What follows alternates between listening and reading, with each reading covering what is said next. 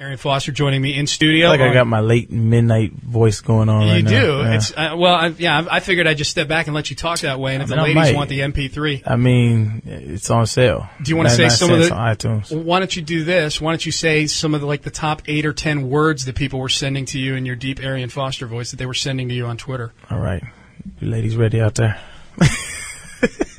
Go, backing away. Oh man, no. I think. I can't off the top. Juxtapose. Juxtapose. See, I didn't know how to pronounce them because I was just reading them. Yeah. Quintessential was one. Mm-hmm. I wish I had the list. Circa was one of yours. Circa. I love that word. You like circa? I love circa. Yeah. I love circa. You know the craziest thing ever? The reason why I love that word so much, and the funny thing about it is I've never used that word before in my life. Right? Never in my life. And I had a dream about 2 weeks ago that I was walking. This is gonna sound like I do drugs, but I don't. I was walking in some foreign land, right? Looking like Avatar kinda. And there was 2 animals that were obviously mates, and they were turned towards each other. And I can't believe I'm sharing this, but they turn towards each other and they look, and one looks away, and the other one tries to bite the other one, and then he runs, and she flies off into the sky, joining other sky things.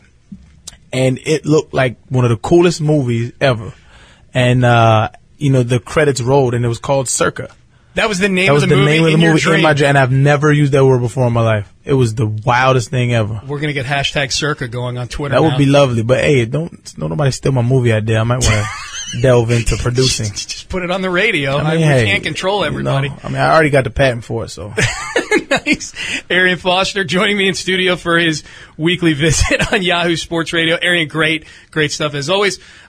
Great to have Texans football back after being on the bye week. We missed you guys last week and looking forward to the game on Sunday in Jacksonville. Namaste and good luck, my friend. Namaste.